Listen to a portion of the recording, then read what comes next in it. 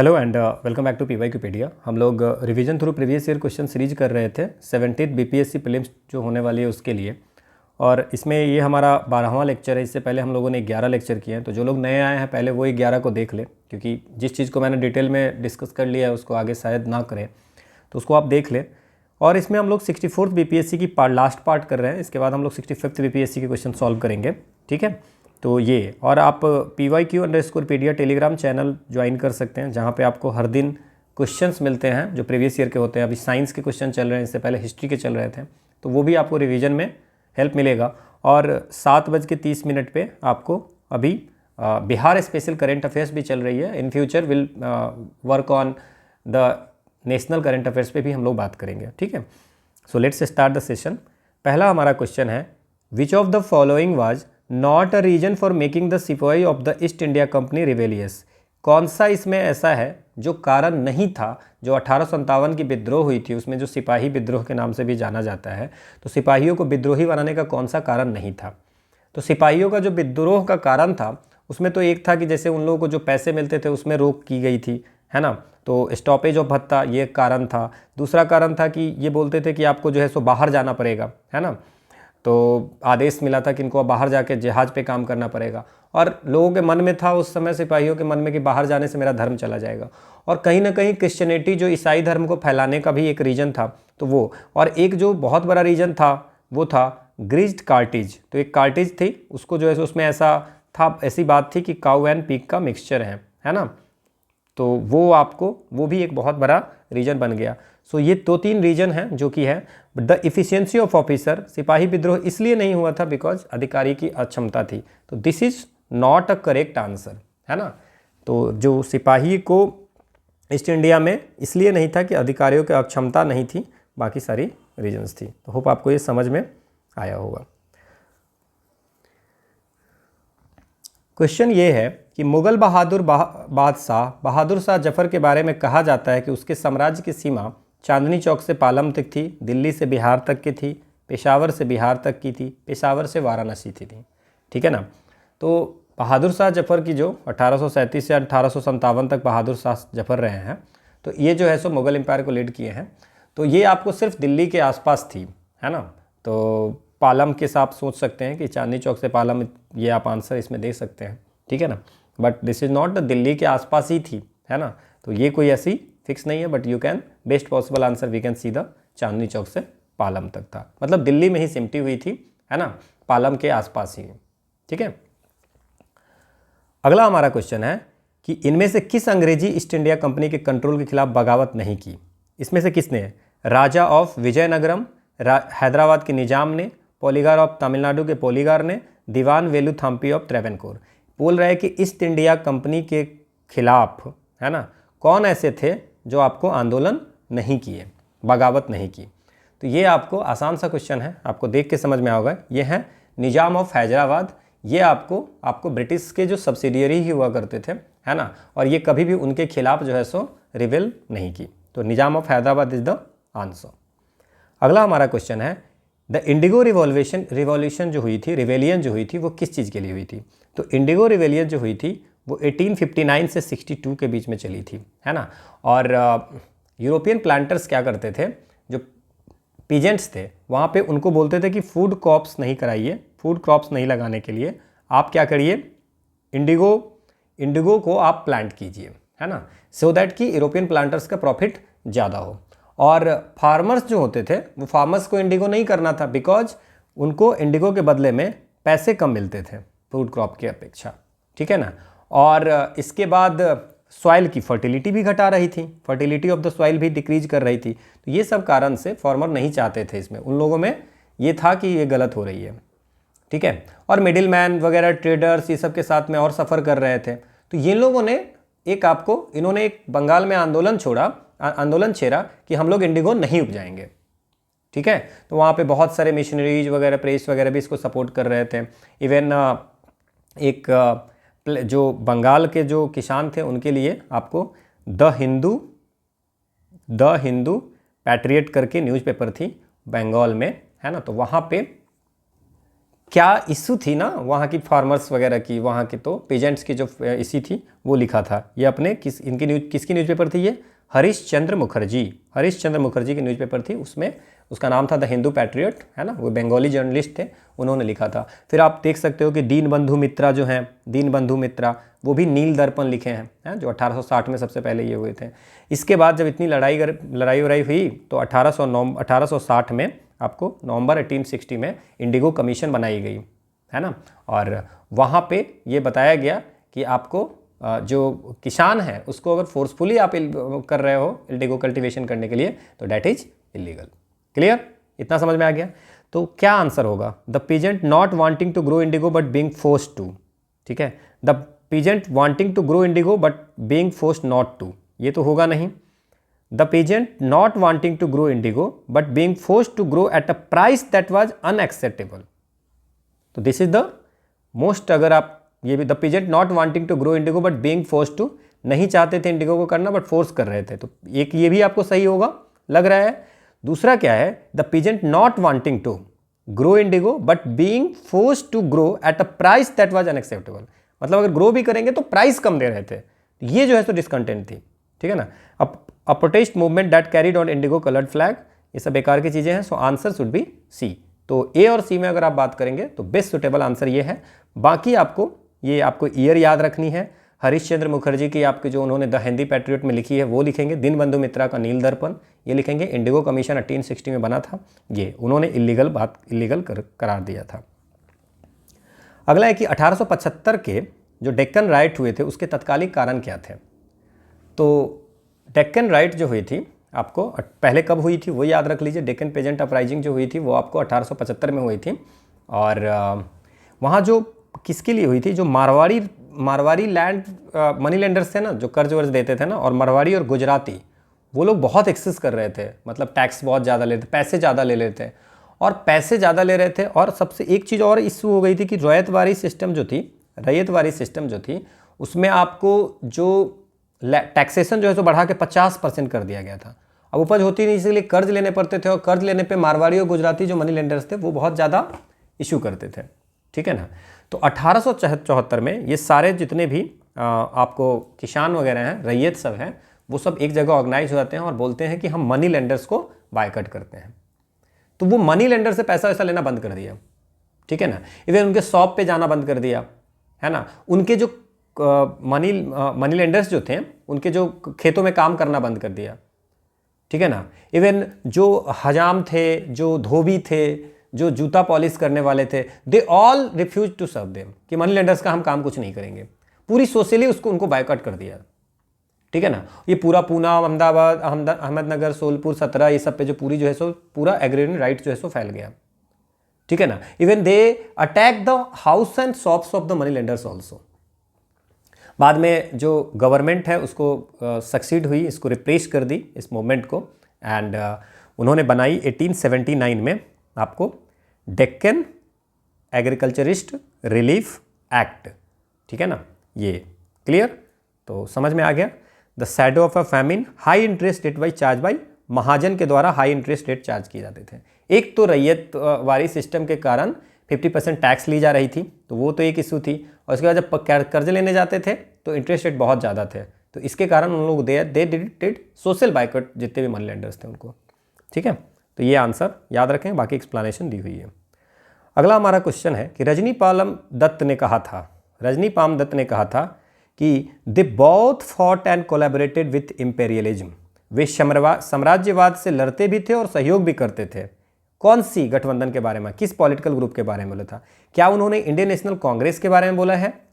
क्या उन्होंने communist party के लिए बोला है? क्या स्वराज पार्टी के लिए बोला है? या हिंदुस्तान सोशलिस्ट रिपब्लिकन एसोसिएशन के बोला है? तो रजनी आर पाम दत्त जो है वो आपको कम्युनिस्ट पार्टी की, है ना, communist party of great Britain में आपको जर्नलिस्ट वगैरह हुआ करती थी वहाँ पे। एंड इन्होंने एक मैगजीन स्टार्ट की थी 1921 में, उसका नाम है लेबर। इनका झुकाव जो है सो कम्युनिस्ट पार्टी की तरफ थी, है ना, ग्रेट ब्रिटेन में जो कम्युनिस्ट पार्टी थी वो। नाउ इसमें इन्होंने एक कहा था, कम्युनिस्ट लीडर ये हुआ करती थी, है ना, तो इन्होंने कहा था कि इंडियन नेशनल कांग्रेस को कि ये मतलब साम्राज्य के खिलाफ भी लड़ते हैं और उसका सहयोग भी करते हैं। ठीक है ना। तो ये आपको ध्यान रखना है कि ब्रिटिश इंपेरियलिज्म के खिलाफ भी लड़ते हैं और कभी कभी उनका सहयोग भी करते हैं। तो ये किसने कहा था? रजनी पामदत्त ने। इतनी चीज़ें याद रखेंगे कि इंडियन कांग्रेस एक ऐसी पॉलिटिकल पार्टी है जो ब्रिटिश साम्राज्यवाद के खिलाफ, ब्रिटिश इंपेरियलिज्म के खिलाफ कभी लड़ते हैं, कभी उसका सहयोग करते हैं। तो ये बात कही थी। ये कम्युनिस्ट लीडर हुआ करते थे। निम्न में से कौन सा एक राष्ट्रवादी समाचार पत्र नहीं था? ठीक है ना। तो नेशनलिस्ट न्यूज़पेपर कौन सा नहीं था, ये पूछ रहा है आपको। क्वेश्चन है the Hindu, the Bengali, the Maratha और द टाइम ऑफ इंडिया। तो टाइम्स ऑफ इंडिया जो था वो उसको, जो टाइम्स ऑफ इंडिया को बोलते थे द बॉम्बे टाइम्स। क्या बोलते थे? The Bombay times and journal of commerce, journal of commerce. ये 1838 में हुआ था। ये ब्रिटिश रेजिडेंट जो वेस्टर्न इंडिया में है उसको सर्व करने के लिए किया था। ये पहले वीकली होती थी, वीक में 2 बार होती थी, और फिर 1851 में ये आपको डेली हो गया और इसका नाम 1861 में रख दिया गया ये आपको द टाइम्स ऑफ इंडिया। तो this is not a nationalist India, क्योंकि ब्रिटिश रेसिडेंट जो वेस्टर्न इंडिया में थे, ब्रिटिश के लोग जो थे, उनको सर्व करने के लिए द टाइम्स ऑफ इंडिया बनाया गया था। क्लियर? तो ये आपको नेशनलिस्ट नहीं थे। बाकी जो अगर आप बात करें कि द हिंदू, वो आपको ये इंग्लिश में था, पहले वीकली स्टार्ट किया गया था, है ना। और जी सुब्रमण्यम अय्यर जी, है ना, विराराघवचारी जो हैं और सुब्बोराव पंडित, ये सब मिलकर के इनको बनाई है, ये आपको स्टार्ट किए थे। बंगाली जो है ये 1878 में, याद रखिए, द हिंदू, जी सुब्रमण्यम अय्यर और वी राघवचारी याद रखिए। और 1862 में बंगाली जो कि कलकत्ता में, ये जो द हिंदू स्टार्ट हुई थी वो मद्रास में 1878 में जी.एस. अय्यर और वी राघवचारी के द्वारा। ये 1862 में कलकत्ता में हुई थी। और गिरीश चंद्र घोष, है ना, बाद में इसको 1879 में एस.एन. बनर्जी ने इसको टेक ओवर कर लिया था। किसने? एस.एन. बनर्जी ने। इसलिए समटाइम यू सॉ दैट कि बंगाली जो है, बंगाली जो न्यूज़पेपर है वो आपको एस.एन. बनर्जी। इसके बाद केसरी एक होता था, केसरी, जो कि आपको मराठा डेली थी, मराठी में आती थी। और महाराष्ट्र जो है वो इंग्लिश वीकली था, इंग्लिश में था, ठीक है ना। ये 1881 में दोनों स्टार्ट किया गया था बॉम्बे में। और ये तिलक और आगरकर जो थे, चिपलुंकर, आगरकर, ये सब मिलकर के इनको स्टार्ट किया था। होप आपको ये सारी समझ में आएगी, बाकी डिटेल्स दी हुई है। अगला हमारा क्वेश्चन है कि कुछ दिया हुआ है, क्या दिया हुआ है? प्रार्थना समाज, यंग इंडिया, लोकहितवादी, सत्यशोधक समाज, रहनुमाई, मजदेशन सभा, इनमें से किसने स्टार्ट किया है? तो अगर हम बात करें तो प्रार्थना समाज से स्टार्ट करते हैं कि प्रार्थना समाज जो है सो आपको सोशियोलॉजिस्ट रिफॉर्म के लिए एक सोसाइटी बनाई गई थी। और ये बनाई गई थी, पूरी अगर ईयर याद रखनी है तो आप याद रखिए 31 मार्च 1867 में। और ये थे हमारे बॉम्बे में हुई थी, बॉम्बे में। और इनका नाम था आत्माराम पांडुरंग। ठीक है, तो ये आपको प्रार्थना समाज समझ में आ गया। ठीक है, आत्माराम पांडुरंग। तो ये दोनों ऑप्शन तो ऐसे ही चला गया। ठीक है, कि पहला का कौन है? आत्माराम पांडुरंग। यंग इंडिया जो है ये वीकली पेपर होता था इंग्लिश में। ये आपको 1919 से लेकर के 1931 तक चलाया था गांधी जी ने। किसने चलाया था? इंग्लिश में था, वीकली था, और गांधी जी ने इसको यंग इंडिया को चलाया था वीकली पेपर। तो ये आपको मोहनदास करमचंद गांधी। तो आंसर तो आपको पता ही चल गया, बी हो गया। बाकी भी देखते हैं हम लोग। गोपाल हरि देशमुख को आपको एक वो लोकहितवादी नाम से सोशल जो मैसेजेस होते थे, है ना, एक वीकली पेपर होती थी प्रभाकर। वीकली पेपर क्या होती थी? प्रभाकर। तो उसमें वो लोकहितवादी नाम से जो सोशल चेंजेस पे जो आर्टिकल होती थी वो लिखते थे। कौन थे? गोपाल हरि देशमुख। तो लोकहितवादी समझ गए। देन सत्यशोधक समाज, ज्योतिबा फुले जी हैं। ये आपको सत्यशोधक समाज की फाउंडेशन किए थे। कहाँ पे किए थे? पुणे, महाराष्ट्र में। और ये 24 सितंबर 1873 को। ठीक है ना। ये आपको he also talked about the education, कैसे प्रमोट हो, सोशल जस्टिस को, सोशल राइट को कैसे इंक्रीज करे, जस्टिस कैसे मिले, पॉलिटिकल एसेट डिप्राइव्ड सेक्शन का कैसे हो। So he talked about all the things. ठीक है, इसके बाद हमारा बचा क्या? रहनुमाई मजदेशन सभा। तो रहनुमाई मजदेशन सभा जो है वो 1891 में एक रिलीजियस रिफॉर्म एसोसिएशन था। ये इनका था। इसमें कौन कौन थी? फुरदौन जी थे, नौरोजी, नौरोजी खुर्दोंजी भी थे, नौरोजी खुर्दोंजी तो थे ही, इसके बाद इसमें नौरोजी में दो एक और याद रख लेना, दादा भाई नौरोजी, है ना। सो नौरोजी खुर्दोंजी, तो दादा भाई नौरोजी भी थे इसमें, और एसएस बंगाली भी थे, तो इतना याद रखिएगा। और इन्होंने एक जो ये हैं आपको रहनुमाई मजदेशन सभा जो है, उन्होंने एक जर्नल स्टार्ट किया था, उसका नाम है राष्ट्र गुप्तार। ये भी ये इन्होंने पारसी लोगों में सोशियो रिलीजियस मूवमेंट को, सोशल रिलीजियस रिफॉर्म को आपको कैसे हो उसके लिए आपको राष्ट्र गुप्तार निकाला था। मुझे लगता है इतनी information is more than enough for this question. अगला हमारा क्वेश्चन है, फिर से क्वेश्चन आ रही है कि द हिंदू किसने की थी, केसरी किसने लिखी है, बंगाली, हिंदुस्तानी, ठीक है ना, और शुद्रक। ये तो द हिंदू और स्वदेश मित्रम, द हिंदू और स्वदेश मित्रम, ये जी सुब्रमण्यम अय्यर, अभी हमने बात किया था ना, तो जी सुब्रमण्यम अय्यर, तो पहला वाला जी सुब्रमण्यम अय्यर है, तो ये दोनों तो एक भी कुछ गया।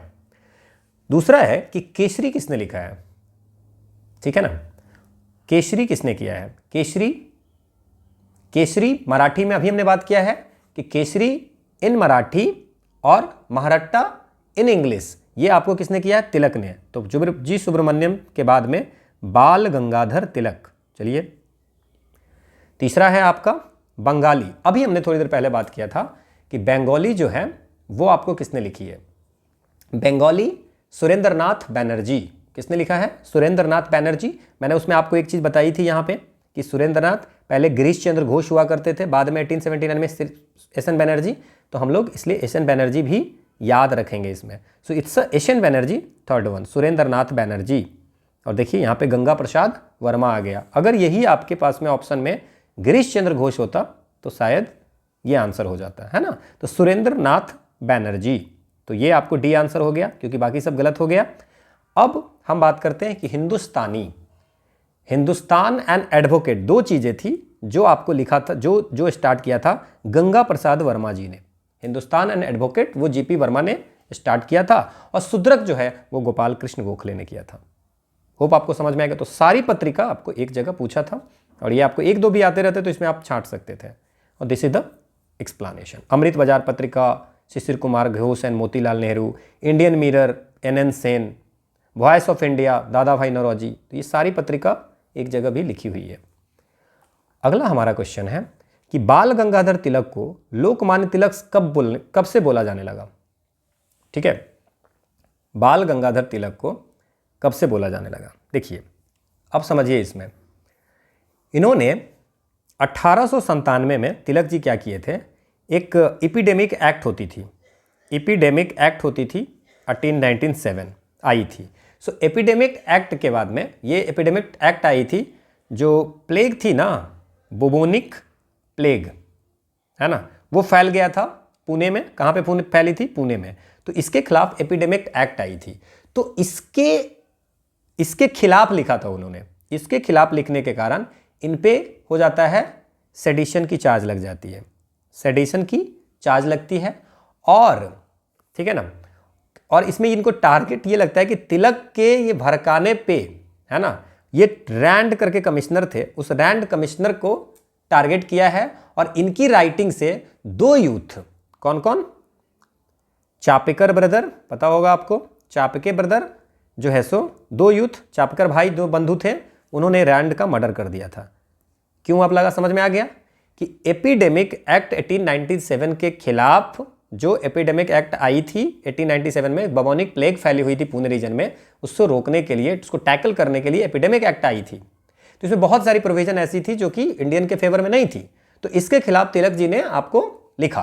तो इसके खिलाफ तिलक लिखा, तो इसमें इन पे सेडिशन का चार्ज लगा कि भैया आपके राइटिंग के कारण जो है सो, आपकी राइटिंग जो है, जो वहां के जो कमिश्नर है रैंड, उनके टारगेट करके लिखा था, जिस कारण से चापेकर बंधु ने इनको मर्डर कर दिया। ठीक है, तो इनका ट्रायल हुआ, ठीक है ना, और जब इनका ट्रायल हो रहा था उस समय इनको नाम दिया था लोकमान्य तिलक। पता नहीं आपको ये समझ में आया कि नहीं आया, बट ये शिवाजी और गणपति फेस्टिवल स्टार्ट किए उस समय नहीं। The government accused him in the Rand murder case, he started a popular newspaper, he became a popular teacher. ये सब बेकार की चीज़ें हैं, ठीक है ना। सो द आंसर जो है, ये तो इसमें ये ऑफ आंसर हो सकता है, ये आंसर हो सकता है, none of the above, but जो करेक्ट है वो none of the above answer है, because the government accused him, इसको एक्यूज किया था रैंड मर्डर केस में, इस कारण से इनका लोकमान्य तिलक बना। ऐसा नहीं, जब ट्रायल हो रही थी, है ना, तो उस समय इनको ये टाइटल दी गई थी, beloved leader of the people, Lokmanya. तो आपको पूरी कहानी समझ में आ गई। अगला हमारा क्वेश्चन है कि सरकार के विरोध में असेंबली में बम फेंकने के समय में भगत सिंह की उम्र कितनी थी? ठीक है, तो आप देखिए 8 अप्रैल 1929 को भगत सिंह और कौन थे? बटुकेश्वर दत्त जी, ये आपको सेंट्रल लेजिस्लेटिव असेंबली दिल्ली में बम फेंके थे। क्लियर? 28 सितंबर को 28/9/1907 को इनका जन्म हुआ था। नाउ सी द एज, कितने हो गए? 28 सितंबर 1907 को है, तो 28 सितंबर 1929 को 28 सितंबर 1929 को ये 22 वर्ष के होते। समझ में आ गया? 28 सितंबर 1907 को इनकी जन्म हुई है, ठीक है। और 28 सितंबर को इनकी होती 22 वर्ष, तो इसका मतलब 21 वर्ष कब हो गया था इनका? 21 वर्ष हो गया था 28 सितंबर 1928 को। तो 21 वर्ष से ज़्यादा और 22 वर्ष से कम, सो अ लिटिल मोर देन 21 साल। और यह आंसर नहीं हो जाएगा? बिल्कुल हो जाएगा, अ लिटिल मोर देन 21 साल से कुछ ज़्यादा। और 23 मार्च को 1931 को इनको फांसी दे दी गई। तो 23 मार्च की हुई, तो इसका मतलब क्या हो गया? आप सोचिए, 22-23 मतलब 23 वर्ष की उम्र में, 24 पूरा हुआ भी नहीं था, इनको फांसी दे दी गई थी। क्लियर? हाँ, तो ऐसे क्वेश्चन पूछेंगे तो इसको सॉल्यूशन तो ऐसे ही करनी पड़ेगी ना। अगला क्वेश्चन है कि जालियांवाला बाग नरसंहार किस गांधीवादी सत्याग्रह के संबंध में हुआ था? अब आप समझिए जालियांवाला मैसेकर क्यों हुआ था। ठीक है, होता क्या है कि 18 मार्च 1919 को रॉलेट एक्ट पास होता है। क्या होता है? रॉलेट एक्ट पास होता है, जिसको एनार्कियल, ये भी याद रखिएगा, एनार्कियल एंड रिवॉल्यूशनरी क्राइम्स एक्ट 1919 भी बोलते हैं। ये बोला है कि स्पेशल की कोई अपील नहीं होगा, ठीक है ना, और बिना ट्रायल के 2 साल तक जेल रखे जा सकते हैं। ये हुआ। अब इसके रॉलेट एक्ट के खिलाफ में महात्मा गांधी ने नॉन वायलेंट सत्याग्रह स्टार्ट कर दिया। ठीक है, अब 6 अप्रैल को स्टार्ट करते हैं 1919 को, और क्या होता है कि 8 अप्रैल को इनको अरेस्ट कर लिया जाता है। ठीक है, इसके बाद 9 अप्रैल को एक और काम होता है। 2 नेशनलिस्ट लीडर थे, उसका नाम था सैफुद्दीन किचलू और डॉक्टर सत्यपाल। ठीक है, इस दोनों को 9 तारीख को कर लिया जाता है। समझ में आया? 18 मार्च को आता है, 6 अप्रैल को गांधी जी सत्याग्रह लॉन्च करते हैं, इसके बाद गांधी जी को 8 अप्रैल को अरेस्ट किया जाता है, उसके बाद 2 लोगों को 9 अप्रैल को कर लिया जाता है, सैफुद्दीन किचलू और डॉक्टर सत्यपाल को, बिना किसी गलती के। होता क्या है, 13 अप्रैल को होती है बैसाखी का दिन रहता है। 13 अप्रैल को बैसाखी के दिन में बहुत सारे लोग जो है सो जालियांवाला बाग में आपको इकट्ठा होते हैं। उनको पता नहीं होता है कि वहां पे अमृतसर में इकट्ठा होना जो है सो मना है। ब्रिगेडियर जनरल डायर जो है सो वहां पे आते हैं अपने सैनिक के ट्रुप्स के साथ में, और चारों तरफ से घेर लेते हैं, और जो एक ही निकलने ओनली एग्जिट पॉइंट थी उसको घेर देते हैं और गोलियां चलाते हैं। ठीक है ना, मोर देन 1000 लोग, विमेन चिल्ड्रन जो है सो ओपन फायर में डेथ कर जाते हैं। This is the Jallianwala Bagh हत्याकांड। और जालियांवाला बाग नरसंहार किस गांधीवादी सत्याग्रह के संबंध में हुआ था? तो इट्स अ रॉलेट सत्याग्रह। ठीक है, बरदोली तो आपको पता ही है, उधर हुआ था, है ना। इंडिविजुअल अभी आप पता है आपको, विनोबा भावे, है ना, जवाहरलाल नेहरू। ठीक है, हाँ, रॉलेट सत्याग्रह याद रखेंगे। अगला हमारा क्वेश्चन है कि where did Kunwar Singh join the rebellion of 1857 against the British? British के खिलाफ कहां पे जुड़े थे? आरा में, बेतिया में, बनारस में, पटना में। कुंवर सिंह 80 साल के हुआ थे उस समय, है ना। ठीक है, जब उन्होंने चार्ज लिया था उसमें, एंड 25 जुलाई 1857 को 25 जुलाई दानापुर, पटना। ठीक है, 27 जुलाई को कुंवर सिंह और उसके ट्रूप्स, ठीक है ना, वो पूरे डिस्ट्रिक्ट हेडक्वार्टर आरावाला क्या करते हैं, सीज कर लेते हैं। ठीक है, बाद में 3 अगस्त को ब्रिटिश ऑफिसर क्या होता है, विंसेंट आयरे, ये भी याद रखना, विंसेंट आयरे, ये आरा को वैक ले लेता है, फिर से आ जाता है। मतलब 4-5 दिन ही चलती है ये। 3 अगस्त को आपको ब्रिटिश ऑफिसर आरा को टुक बैक। सो आंदा याद रखना है हमें, इतनी चीज़ें, काम खत्म। कहाँ पे ज्वाइन किया था, join the rebellion of 1857 against the British, कहाँ पे, दानापुर में, इन पटना। अगला हमारा जो क्वेश्चन है वो है कि in which territory the tribals रिवेल अगेंस्ट द ब्रिटिश, किस स्थान पर आदिवासियों ने अंग्रेजों के खिलाफ विद्रोह किया, बिहार में, पंजाब में, सिंध में, काठियावाड़ में, तो सब जगह किया होगा, है ना। बिहार में अगर हम लोग बात करें तो बिरसा मुंडा का आप याद रख सकते हैं, है ना, बिरसा मुंडा रिवोल्ट हुआ था,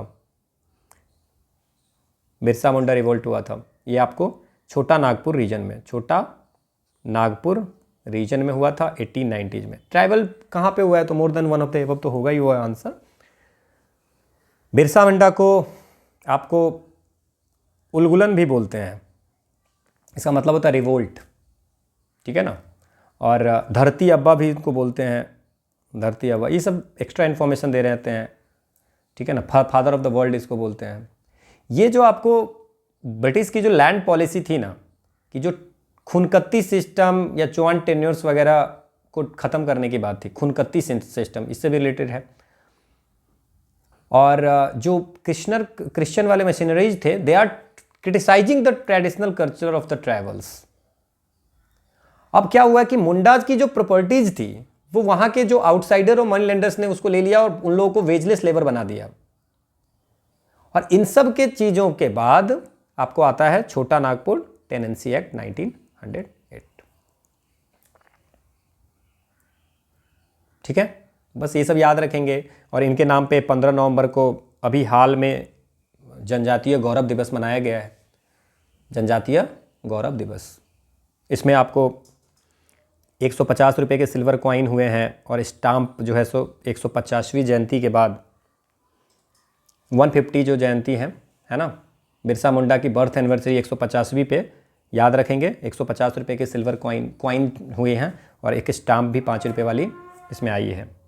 ठीक है, तो ये याद रखेंगे। 15 नवंबर को जनजातीय गौरव दिवस मनाई जाती है, अभी हाल में बीता है। अगला है, so always with the assent and often to the dictates of the Chamber of Commerce, the government of India is carried on and this is the white man's burden। किसने लिखा था? एक किताब मुझे मिली थी अभी हाल में और उसमें लिखा था कि रुडयार्ड किपलिंग थे, ठीक है ना। वाइट मैन्स बर्डन सबसे पहले जो है सो आपको रुडयार्ड, ये टर्म रुडयार्ड्स किपलिंग एक किताब पोएम लिखे थे 1899 में, वहाँ पे उन्होंने इसकी बात की थी। अतः सदैव सहमति के साथ और अक्सर वाणिज्य मंडल के निर्देशों पर भारत सरकार चलती है और इसे व्हाइट मैन बर्डन्स कहा जाता है। So the term white man's burden coined by the Rudyard Kipling, इन्होंने एक पोएम लिखी थी 1899 में, उसमें इन्होंने लिखा था। ठीक है, क्लियर। बाद में क्या हुआ था, ये सच्चिदानंद सिन्हा जो है सो लिखे थे। सो आई गॉट अ बुक, वहाँ पे लिखा था, this point of view was put forth explicitly and with vigour in 1903 by the Indian People of Allahabad, edited, ये आपको किताब की नाम है, edited at the time by the Sachchidanand Sinha. और उन्होंने क्या लिखा था वो देखिए, the work of administration on Lord Curzon testimony is only the handmaid to the task of exploitation. Trade cannot thrive without efficient administration, while the latter is not worth attending to in the absence of profit of the former. So always with the assent and often to the dictates of Chamber of Commerce, the government of India is carried on and this is the white man burden। समझ में आया? ये term किसने किया था? Rudyard Kipling ने 1899 में, और 1903 में ये जो है सो इंडिया के लिए के कॉन्टेक्स्ट में लिखा था। किसने? सच्चिदानंद सिन्हा ने। याद रखेंगे, पूछा हुआ क्वेश्चन है। अगला क्वेश्चन है कि निम्न में से महात्मा गांधी का भारत में पहला सत्याग्रह कौन था। आसान सा क्वेश्चन है, आप लोगों को पता होगा, बहुत बार डिस्कस कर चुके हैं। चंपारण सत्याग्रह जो 1917 में हुआ था, ठीक है ना। इसमें हमने डिटेल में डिस्कस कर लिया है, तो लीव इट। अगला है कि गांधी जी के असहयोग आंदोलन नॉन कॉपरेशन मूवमेंट में शराब से परहेज करने का आग्रह किया था। गांधी जी ने कहा था कि शराब नहीं पीना है, ठीक है। फलस्वरूप सरकार के राजस्व में भारी कमी आई, तो अब गवर्नमेंट की रेवेन्यू कम हो गई। एक प्रदेश की सरकार ने लोगों को फिर से शराब पीने की प्रेरित करने के लिए प्रमुख व्यक्तियों की एक सूची प्रसारित की जो शराब पीते थे। उस प्रदेश का नाम बताएं। तो ब्रिटिश ने क्या किया कि जितने भी जो बड़े बड़े लोग थे ना, है ना, जो बड़े बड़े लोग थे, इवन इंडियन लीडर्स भी थे, इंडियन ऑफिशियल्स थे, ठीक है ना, वो लोग जो पीते थे शराब वगैरह ना, तो उसकी लिस्ट निकाला था, ठीक है। तो गांधी जी की जो एनसीएम थी 1920-22 में जो आपको एनसीएम हुई थी, उनका तो अचीव ही था सेल्फ रूल, और लेकिन शांति से चाहिए। तो उन्होंने कहा था कि ब्रिटिश लोगों को कि भाई ब्रिटिश चीज़ को हटाओ, कम करो, अल्कोहल मत पियो। अल्कोहल को जो बॉयकॉट किया है ना, उससे क्या होगा कि पब्लिक हेल्थ भी अच्छी होगी, ठीक है ना। तो इससे क्या हुआ, रेवेन्यू की लॉस हो गई। तो बिहार गवर्नमेंट और उड़ीसा गवर्नमेंट ने, बिहार एंड उड़ीसा गवर्नमेंट ने ये सर्कुलेट किया। ग्रेट मैन, जो बड़े बड़े लोग जो है सो हिस्ट्री में जो ड्रिंक करते थे, उसमें इंडियन लीडर्स भी थे, ऑफिशियल थे, जो ब्रिटिश राज को उस समय सपोर्ट करते थे, ठीक है ना। और वो उसमें ये किया गया था कि सेम ऑन यू, कि यू पीपल्स लिविंग जो है सो बॉयकॉटिंग द अल्कोहल, कि आप लोग अपना स्टार्ट करें पीना। तो बिहार एंड उड़ीसा के इसने, सो this is the important point, so remember this. अगला हमारा क्वेश्चन था, नमक सत्याग्रह के दौरान बिहार में लोगों ने नमक बनाने के साथ साथ किस कर के विरोध में सरकार का प्रदर्शन किया था। तो सॉल्ट सत्याग्रह, बिहार में तो सॉल्ट बनाने का कुछ था नहीं, है ना, कोई आपको समुद्र के किनारे है नहीं, वाटर है नहीं, तो वैसा तो सॉल्ट बनाने की बात नहीं थी उस समय। तो उस समय उन्होंने क्या था कि एक काम करते हैं, हम लोग चौकीदारी टैक्स नहीं देंगे, ठीक है। क्या टैक्स नहीं देंगे, चौकीदारी टैक्स नहीं देंगे। बिहार तो लैंडलॉक है ना, तो सॉल्ट सत्याग्रह तो वहाँ पॉसिबल है नहीं, है ना। तो उन्होंने चौकीदारी टैक्स जो है सो बंद कर दिया कि चौकीदारी टैक्स हम नहीं देंगे, ठीक है। और by this they are supporting this event, जो सॉल्ट सत्याग्रह था उसको सपोर्ट किया था। अगला क्वेश्चन है कि फरवरी 1938 में बिहार की चुनी हुई सरकार ने किस कारणवश इस्तीफा दिया था। तो आपको पता है कि 1937 में श्री कृष्णा सिंह ने आपको फर्स्ट कांग्रेस मिनिस्ट्री बनाया था, और इन्होंने कहा था कि पॉलिटिकल प्रिजनर को रिलीज करो, पॉलिटिकल जो प्रिजनर है उसको रिलीज करो। और नहीं रिलीज के कारण 15 फरवरी 1938 को आपको रिजाइन कर दिया। बाद में आपको वायसराय ने इसको विमान को माना, है ना, और योगेंद्र शुक्ला जी जिनको रखा था जेल में उनको मार्च में छोड़ दिया, बाकी और लोगों को भी छोड़ा, योगेंद्र शुक्ला मेन थे उसमें। तो the partition of India in war, तो satyagraha against the Gandhi, high taxes for the release of the political prisoner, इसके नाम से ये पॉलिटिकल प्रिजनर को छोड़िए, तो उसको प्रेशर में डालने के लिए 15 फरवरी 1938 को रिजाइन कर दिया। अगला हमारा क्वेश्चन है कि बिहार किसान सभा से कौन जुड़ा था। सो बिहार, देखिए बिहार प्रोविंशियल किसान सभा जो है ये आपको 1929 में आई है ना। सोनपुर मेला में एक मीटिंग हुई थी सारण डिस्ट्रिक्ट में, ठीक है, ये हम लोगों ने बात किया था। और इसमें जो थे स्वामी सहजानंद जी थे, और इसमें जदुनंदन शर्मा जी भी थे, इसमें इवन कार्यानंद शर्मा भी थे, ठीक है। तो ये सारे लोग इसमें थे, लीडर्स वगैरह जितने भी थे, तो ये सब भी और भी लोग थे। तो कौन कौन जुड़ा था, तो more than one of the above. So 1929 में ये याद रखेंगे, बिहार प्रोविंशियल किसान सभा। क्वेश्चन ये है, अब मैथ्स के क्वेश्चन है कुछ, उसको भी सॉल्व कर लेते हैं, है ना। हाँ ठीक है। सो मैथ्स के क्वेश्चन जो हैं फिर हमारे शायद इसके हैं, साइंस के हैं। एक कमरा है जिसकी लंबाई 12 मीटर है, चौड़ाई 9 मीटर है, ऊंचाई 8 मीटर है। तो इसमें अधिकतम लंबाई, देखिए कोई कमरे में अगर आप अपने जिस कमरे में बैठे हुए हैं अगर आप देखेंगे तो सबसे बड़ी लेंथ की लंबाई जो होगी वो डायगोनल जो होगा वो सबसे लंबा होगा। तो अगर सबसे बड़े लेंथ की लंबाई खंभा कौन सा रखा जा सकता है, तो डायगोनल की जो लेंथ होगी, सिंपल सी बात है। तो अगर मान लीजिए कि 3 चीज़ें दी हुई है, लंबाई और ये दी हुई है 12 मीटर, ये दी हुई है 9 मीटर और ऊंचाई दी हुई है 8 मीटर। सो लंबा, चौड़ा और ऊंचा ये दे दिया। अब इसमें जो मान लीजिए इस घर में जो खंभा रखा जाएगा तो वो तो ये सबसे बड़ा खंभा तो यही होगा जो डायगोनल, क्योंकि इसमें सबसे बड़ा तो डायगोनल ही होगा, चाहे ये डायगोनल हो चाहे ये डायगोनल हो। सो डायगोनल की लेंथ हम निकाल लेंगे तो हमारा काम हो जाएगा। सो अगर ये मान लीजिए कि क्यूबॉइड है, क्यूबॉइड है, क्यूब नहीं है बिकॉज सबकी लेंथ सेम नहीं है, क्यूबॉइड है, तो क्यूबॉइड में क्या होता है डायगोनल, डायगोनल होता है लेंथ का स्क्वायर प्लस ब्रेड्थ का स्क्वायर प्लस हाइट का स्क्वायर, यही होता है ना। तो लेंथ कितनी है 12 का स्क्वायर प्लस 9 का स्क्वायर प्लस 8 का स्क्वायर, तो ये 144, ये 81, ये 64, अगर हम सबको जोड़ते हैं तो ये 289, तो ये आ जाता है 17 मीटर इज द आंसर। सबसे आसानी से बन गया, 17 मीटर इज द आंसर। अगला हमारा क्वेश्चन है कि एक ट्रेन है जिसकी लंबाई 150 मीटर है और वो नॉर्थ में जा रही है, उससे हमें कोई मतलब नहीं है नॉर्थ में जा रही है कहीं जा रही है, स्पीड उसकी 144 किलोमीटर पर आवर है।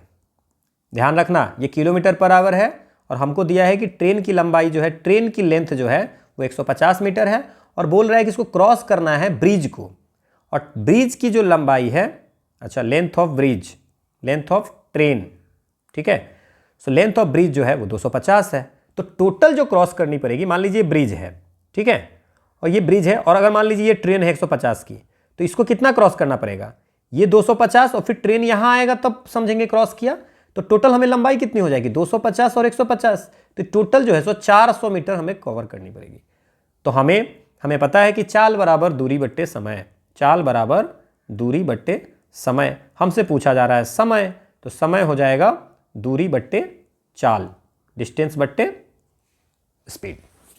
अब हम एक चीज देख रहे हैं कि सर ये टोटल डिस्टेंस तो आपने 400 मीटर बोल दिया, क्योंकि इस गाड़ी को इसको क्रॉस करना पड़ेगा, तो ये तो डिस्टेंस है ही और साथ साथ ये पूरा जाना पड़ेगा, तभी तो क्रॉस किया। तो 140 किलोमीटर को हमको पहले तो मीटर बाई सेकंड में बदलना पड़ेगा, क्योंकि हमें पूछा भी सेकंड में है, तो किलोमीटर पर आवर को मीटर सेकंड में कन्वर्ट करने के लिए 5/18 से करते हैं, तो ये हो जाएगा 40 मीटर पर सेकंड की स्पीड से।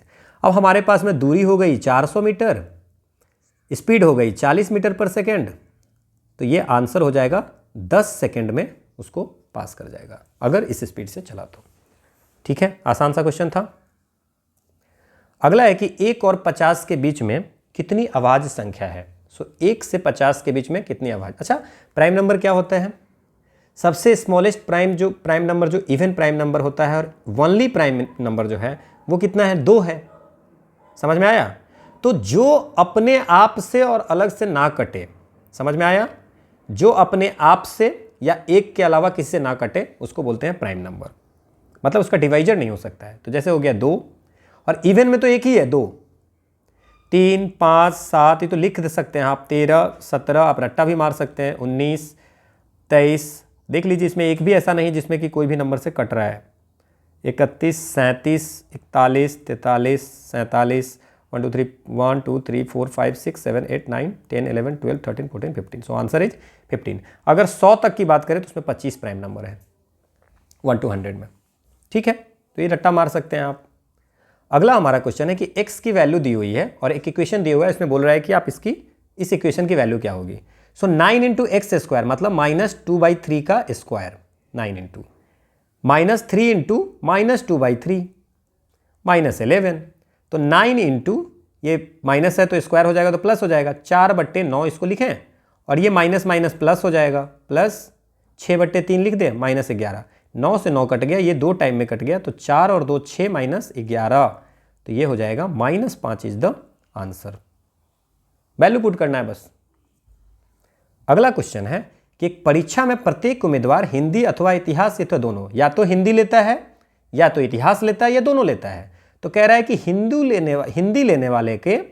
लेने वाले को, आसान सा क्वेश्चन है, 66% लोग हिंदी लेते हैं, मतलब 100 में 66 लोग हिंदी लेते हैं, और हिस्ट्री जो लेते हैं वो लेते हैं 59, ठीक है। अगर हम दोनों को जोड़ते हैं तो आ जाती है वह 125, इसका मतलब 25 लोग ऐसे जरूर होंगे जो दोनों लेते होंगे। समझ में आ गया कि हिंदी एंड हिस्ट्री लेने वाले कितने लोग हैं, टोटल तो 100% ही होगा ना, तो 25 होंगे, 25% लोग जो है सो दोनों लेंगे। आसान सा क्वेश्चन है। अब कुल उम्मीदवार 300 है, 3000 है, तो 3000 है, उसमें से 25% ऐसे होंगे जो दोनों लेंगे, 125 दोनों मिला के तो 100 ही आना चाहिए ना टोटल, तो आपको 125 आ गया, इसका मतलब 25 लोग ऐसे होंगे जो दोनों लिए होंगे, तो आंसर जो हो जाएगा वो हो जाएगा 750 लोग ऐसे थे जो हिंदी और इतिहास दोनों लिए थे। ठीक है, समझ में आया? चलिए अगला क्वेश्चन है, ये बेसिक सा क्वेश्चन है, इसमें डेसिमल हटाइए। डेसिमल हटाने के लिए क्या करते हैं हम लोग? दशमलव के बाद कितने हैं? 1 2 3 4 5 6 7 8। यहाँ पे कितने हैं? 1 2 3 4 5 6 7 8। दशमलव के बाद 8 इधर भी है, तो अगर दशमलव हटाना होगा तो यहाँ पे 1 पे 8 जीरो रखेंगे, तो यहाँ भी 1 पे 8 जीरो रखेंगे, तो ये तो कैंसिल हो जाएगा। तो बेटर है कि can I right 1 2 2 5 divide by 5 3 2 9 which is 35 का स्क्वायर होता है और 73 का स्क्वायर होता है। So answer should be A. Clear? अगला हमारा क्वेश्चन है कि ये देखो x plus 1/y is equal to 1, y plus 1/z is equal to 1 और z plus 1/x is equal to का मान आपसे पूछ रहा है। तो हमें क्या क्या चाहिए? सर z की वैल्यू चाहिए और 1/x का वैल्यू चाहिए। तो यहां से हम 1/x का निकाल लेते हैं, यहां से z का निकाल लेते हैं, काम देखिए हो जाएगा। सो x की वैल्यू कैसे निकालेंगे? x is equal to 1 minus 1/y लिखें। ठीक है, सो अगर हम बात करें कि x is equal to y minus 1/y लिख दें, बिल्कुल लिख दीजिए सर। सो 1/x की वैल्यू अगर बात करेंगे तो y बाई y माइनस 1 हो जाएगा। एक तो काम हमारा हो गया, 1/x की वैल्यू निकल गई। अब इस इक्वेशन से z की वैल्यू निकाल लेते हैं। So y is equal to, okay ऐसा करते हैं, 1/z is equal to 1 minus y कर देते हैं, तो z is equal to 1/1 minus y हो गया। तो हमें z की वैल्यू निकल गई, 1/x की निकल गई। क्वेश्चन क्या पूछ रहा है कि z प्लस 1/x, तो 1/1 minus y plus y minus y 1/, okay 1/x की वैल्यू है ना, तो y/y माइनस 1। अब ये 1 माइनस वाई है, इसको अगर हम y माइनस 1 करना चाहते हैं तो क्या लिखेंगे? y/y minus 1 minus 1/y minus 1। अगर इसको हम लोग एलसीएम लेंगे तो ऊपर भी y माइनस 1 नीचे भी, सो आंसर इज द 1। कितना आसान सा क्वेश्चन है। अगला है, देखिए 4 बहनों का औसत आयु 7 वर्ष है, मतलब 4 बहनों की औसत आयु 7 वर्ष है, मतलब 4 सिस्टर की कुल आयु कितनी हो जाएगी? कुल आयु जो होगा वो हो जाएगा 4 गुने 7 28। अब हमसे कह रहा है कि अगर मदर की जुड़ जाए तो 6 वर्ष औसत बढ़ जाती है, मतलब मदर अगर जुड़ जाती है, मदर अगर ऐड हो जाती है तो लोग कितने हो जाएंगे? 5, और एवरेज कितनी हो जाएगी? 7 + 6 13। तो मदर को ऐड करने के बाद कुल आयु कितनी हो जाएगी? आसान सा क्वेश्चन है, 13 गुने 5 विच इज 65। तो टोटल जब मदर ऐड है तो 65, और सिर्फ लड़कियों के बहनों की आयु 28 है, तो 65 में से 28 को घटा दीजिए तो आपको आंसर आ जाएगा 37। इसकी मतलब मदर की जो आयु होगी वो 37 ईयर्स होगा। क्लियर? नहीं समझ में आया? फिर से देख लीजिएगा। अगला क्वेश्चन ये है, देखिए इसमें 3 टू द पावर है, इसमें 27 टू द पावर है।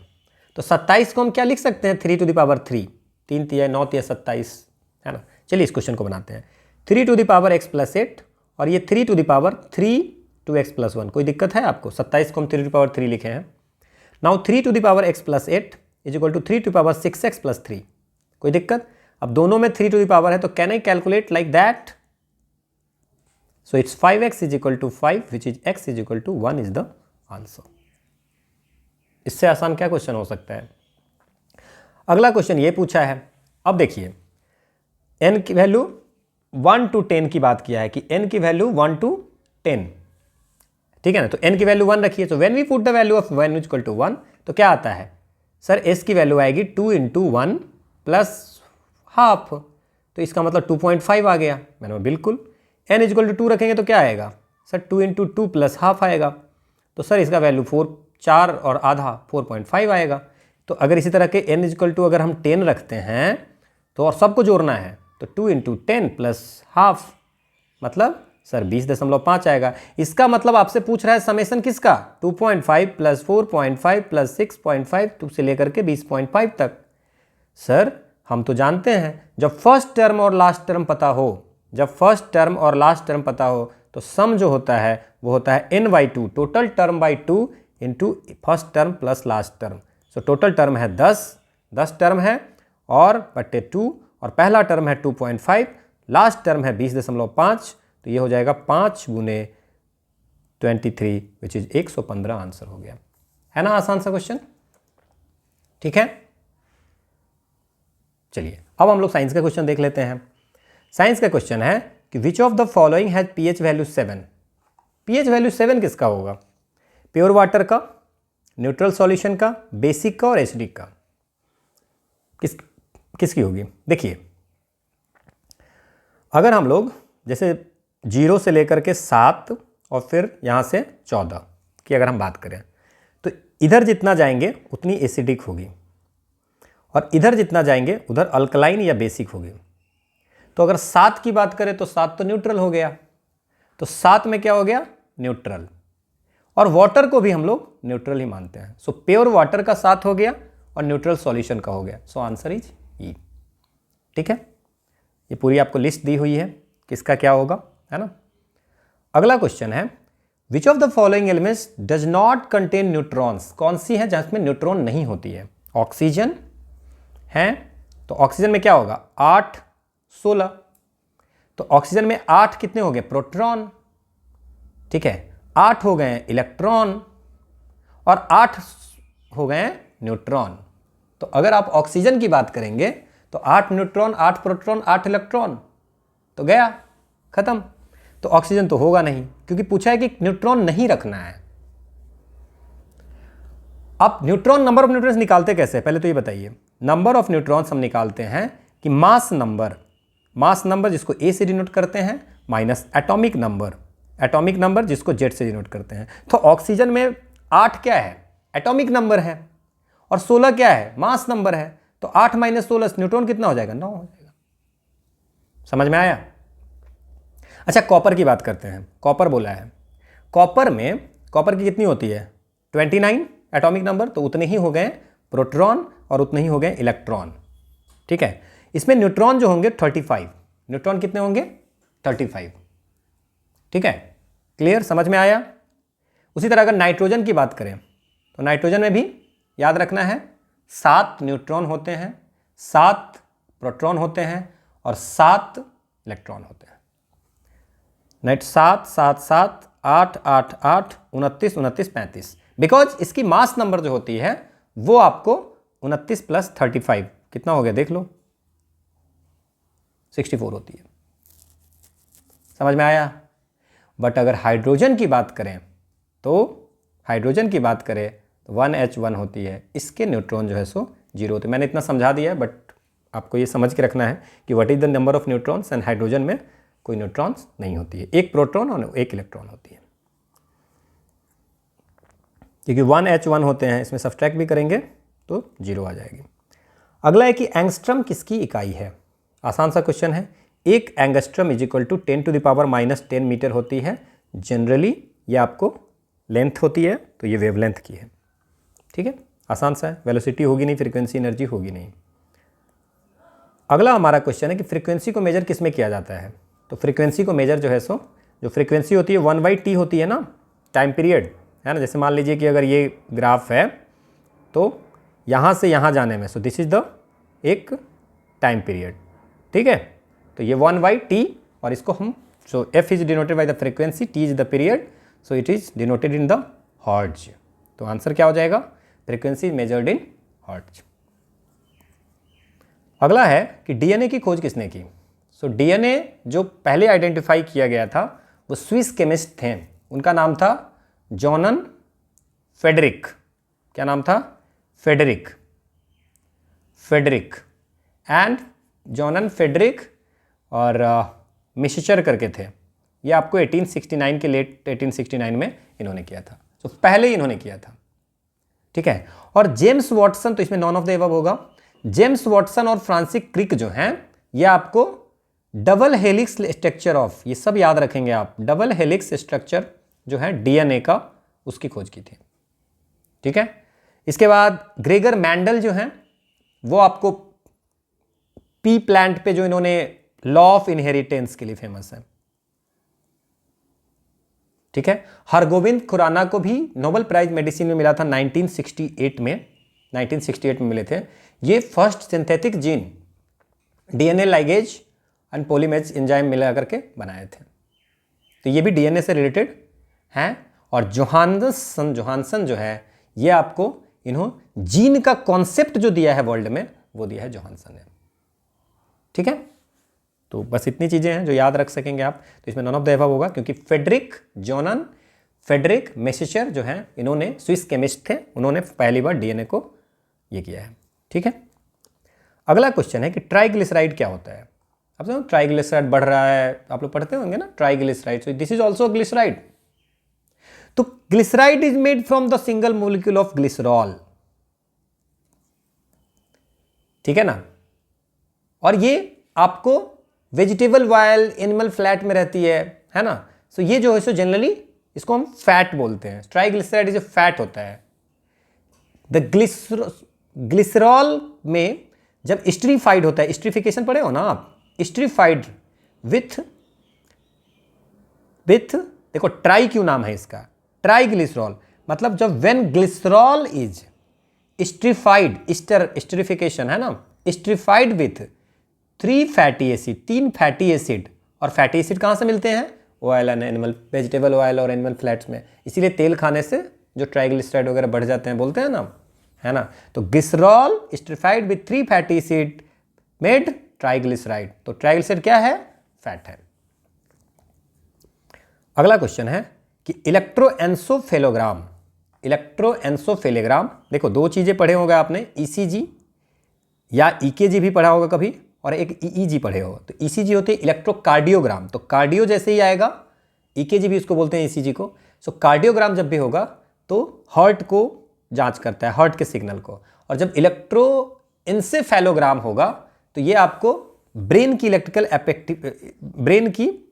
एक्टिविटी को आपको करता है, सिग्नल को। ठीक है, तो ईईजी समझ गए, ब्रेन के रिलेटेड है, आसान सा क्वेश्चन था।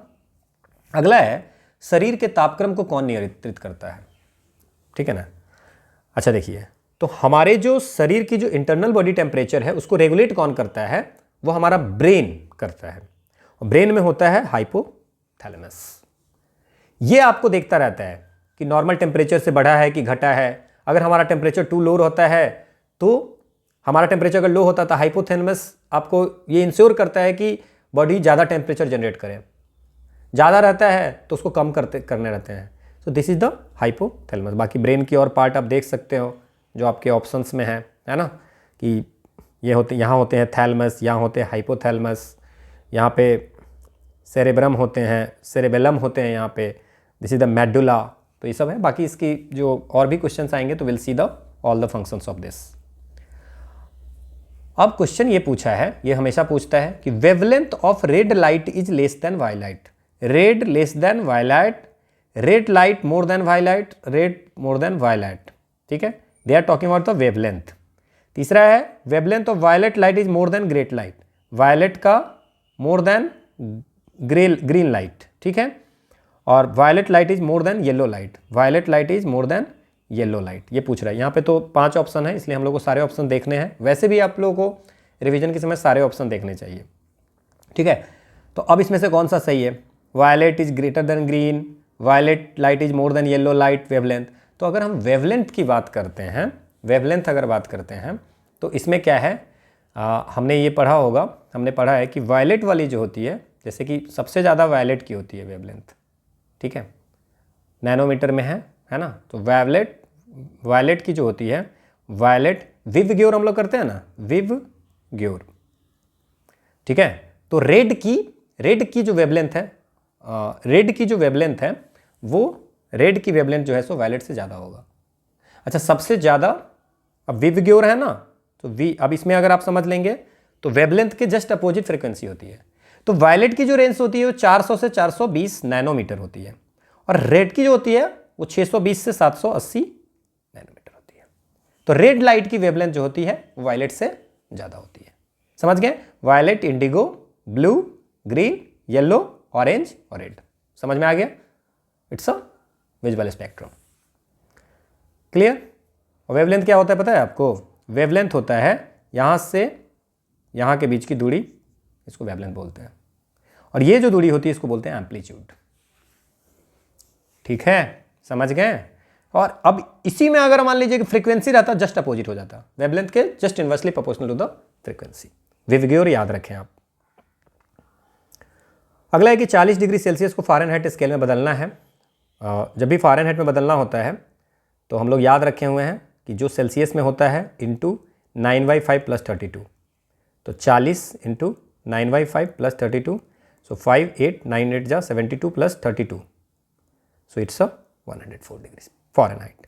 सो whenever we have to convert the Fahrenheit में कन्वर्ट करना होगा तो ये होगा। अगर आपको सेल्सियस में कन्वर्ट होगा तो इसी फॉर्मूला में आप रख देंगे, तो मैथमेटिक्स इतना तो पता ही है कि हम लोग सॉल्व कर लेंगे, है ना। सो ये 104 डिग्री फ़ारेनहाइट होगा। अगला क्वेश्चन है कि इलेक्ट्रिक पावर का क्या होता है। सो देखिए, एम्पियर जो होता है वो करंट का होता है। एम्पियर किसका होता है? करंट का। वोल्टेज का क्या होता है? यूनिट वोल्ट, ठीक है ना। पावर का क्या होता है? वॉट। तो आंसर क्या हो गया? पावर। कूलम किसका होता है? चार्ज का, तो आंसर तो वॉट हो ही गया। वोल्टेज का वोल्ट, रेजिस्टेंस का ओम, कैपेसिटेंस का फैराड, चार्ज का कूलम, इंडक्टेंस का हेनरी, पावर का वॉट, इंपीडेंस का ओम, फ्रीक्वेंसी का हर्ट्ज, कंडक्टेंस का सीमेन, है ना, साइमन होता है उसका। इलेक्ट्रिक मोटर क्या करता है? ये बराबर क्वेश्चन पूछता है कि जनरेटर क्या करता है, मोटर क्या करता है। तो देखिए, जनरेटर जो होता है वो आपको मैकेनिकल एनर्जी को इलेक्ट्रिकल एनर्जी, आप जनरेटर देखे हो ना, इलेक्ट्रिकल एनर्जी में कन्वर्ट करता है। और मोटर जो होता है पानी को चढ़ाता है, मतलब इलेक्ट्रिकल एनर्जी से आपको क्या करता है? मैकेनिकल एनर्जी में कन्वर्ट करता है। जनरेटर में देखते हो तेल डालते हैं हम लोग, इलेक्ट्रिसिटी आती है, so that mechanical energy to electrical engineering energy. और मोटर में क्या होता है कि पानी ऊपर चढ़ता है ना मोटर से, ठीक है, तो वो इलेक्ट्रिकल से मैकेनिकल में करता है। यहाँ भी अगर समझ में आ गया तो इलेक्ट्रिकल एनर्जी से मैकेनिकल एनर्जी में कन्वर्ट करता है। इस टाइप के क्वेश्चन बहुत बार आते हैं, इसलिए करना है। ह्यूमन बॉडी में क्या होता है ये पूछ रहा है आपको। ह्यूमन बॉडी में अराउंड 70% के आसपास वाटर होते हैं। तो ये कितने वाटर होते हैं ये बेसिकली आपसे पूछा जा रहा है, ठीक है। हाँ, बाकी जो वाटर की जो अमाउंट होती है ना, वो विथ आपकी एज के अनुसार से कम होती है, सेक्स के अनुसार से, हाइड्रेशन लेवल आपकी क्या है उसके अनुसार से, है ना, बट अराउंड इतना रहता ही है। मतलब it varies from 45 to 75। Overall अगर आप एवरेज मानेंगे तो ये 60 के आसपास आती है, तो 70 इसमें ऑप्शन सही है। इलेक्ट्रिक करंट को मेजर करने के लिए कौन सी यूनिट है भाई? वोल्ट मीटर किसको, वोल्ट मीटर जो है सो क्या करेंगे? पोटेंशियल डिफरेंस को मेजर करेंगे, 2 पॉइंट की पोटेंशियल डिफरेंस को मेजर करेंगे। मीटर किसको करेंगे? इलेक्ट्रिक करंट को करेंगे। So the answer is electric current का मीटर। और पोटेंशियोमीटर किसकी करेंगे? इलेक्ट्रिक पोटेंशियल, है ना। इसके बाद गैल्वेनोमीटर, एनोमीटर, एल्टीमीटर, एल्टीट्यूड को करते हैं। Manometer pressure of the gas की करते हैं, है ना। बैरोमीटर एटमॉस्फेरिक प्रेशर को करते हैं। गैल्वेनोमीटर इलेक्ट्रिक करंट लो मैग्नीट्यूड का होता है उसको करता है। The main component of green house gas, green house gas के मेन कंपोनेंट्स जो है से वो क्या है? तो ग्रीन हाउस गैस में कार्बन डाइऑक्साइड भी है, CO2, CH4 मीथेन भी है, नाइट्रस ऑक्साइड N2 वो भी है, ओजोन भी है ना, वाटर वेपर भी है, सब कुछ है। तो ये more than one of the above. अगला क्वेश्चन है कि Einstein got the Nobel prize. Einstein को नोबेल प्राइज मिला था, कब मिला था? 1921 में नोबेल प्राइज मिला था। ये आपको मिला था फोटो इलेक्ट्रिक इफेक्ट के लिए, इसमें कंफ्यूज नहीं होना है। फोटो इलेक्ट्रिक इफेक्ट के लिए इनको मिला था नोबेल प्राइज, ठीक है। अगला क्वेश्चन है कि powerhouse of the cell किसको बोलते हैं? ये सब बेसिक क्वेश्चन है कि माइटोकॉन्ड्रिया जो होती है, माइटोकॉन्ड्रिया को powerhouse of the cell बोलते हैं, बिकॉज माइटोकॉन्ड्रिया वैसा साइट है जहाँ पे सेलुलर रेस्पायरेशन होता है, जहाँ पे एनर्जी जो है सो ATP का नाम सुने हैं, ATP जनरेट होता है, ठीक है ना। फ्लड की जो फूड की ऑक्सीडेशन होती है ना, फूड की जो कंस्टिट्यूएंट होती है उसके ऑक्सीडेशन से आपको ATP होती है। ATP क्या है? एडेनो, ज़्यादा PhD मैं नहीं करा रहा हूँ, है ना, साइंस हम लोग पढ़ेंगे तो उस समय थोड़ा सा देख लेंगे। ट्राइफोस्फेट, ठीक है। तो ये सब कुछ कुछ याद रख लेंगे तो आपका काम चल जाएगा। एड्स किस कारण से होता है?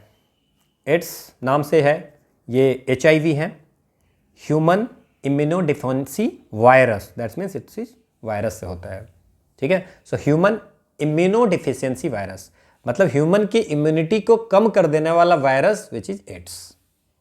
समझ में आ गया? एक्वायर्ड इम्यूनोडिफेंसी सिंड्रोम, एड्स होता है एक्वायर्ड इम्यूनोडिफेंसी सिंड्रोम। ये एक्वायर किए जाते हैं। और ट्रांसमिशन कहाँ से होता है? One is the unprotected sex, जो इन्फेक्टेड पार्टनर्स होगा उससे, या इन्फेक्टेड पर्सन का नेडल जो होता है, सुई जो होते हैं उसको यूज करने से होगा, या इन्फेक्टेड का ब्लड से हो जाएगा, या आपको मास्क अगर इन्फेक्टेड है तो उसके बच्चों में हो जाएगा। अगला है कि ह्यूमिडिटी किससे मेजर करते हैं? सो ह्यूमिडिटी जो है वो मेजर करते हैं आपको हाइग्रोमीटर से। हाइड्रोमीटर से क्या मेजर होती है, ये आपको रिलेटिव डेंसिटी किसका, लिक्विड की रिलेटिव डेंसिटी हम लोग हाइड्रोमीटर से करते हैं। पायरोमीटर से हम लोग क्या करते हैं, हाई टेम्परेचर को। लैक्टोमीटर से प्योरिटी ऑफ मिल्क को जांचते हैं। याद रहेगा ये सारी चीज़ें, ठीक है। अगला क्वेश्चन है कि प्रेशर का यूनिट क्या है। तो प्रेशर का यूनिट जो है, एसआई यूनिट अगर प्रेशर की बात करें तो न्यूटन मीटर स्क्वायर है per metre square. So A answer हो जाएगा। क्लियर। इसको पास्कल भी है जिसको पीए से डिनोट करते हैं, और एक pascal is equal to 1 newton per square metre. इसके केजी ये भी होते हैं, kg per ms square, metre second square, ठीक है। Okay, so this is all about for today's session. और 64th बीपीएससी के जो क्वेश्चन हमारे सारे 3 पार्ट कंप्लीट हो गए। नेक्स्ट वीडियो में हम लोग 65 बीपीएससी करेंगे, ठीक है। And this is the quote of the day, that time is what we want most but what we use worst. समय है जो हमको सबसे ज़्यादा चाहिए, और सबसे खराब यूज अगर समय का करते हैं तो हम यूज करते, सबसे ज़्यादा खराब किसी चीज़ का यूज करते हैं तो समय का। तो समय को बर्बाद नहीं करना है, टाइम इज प्रीसियस, तो उसको खराब नहीं करना है। So thank you all for watching. Will meet you in next class 65th BPSC का लेकर के। So thank you again.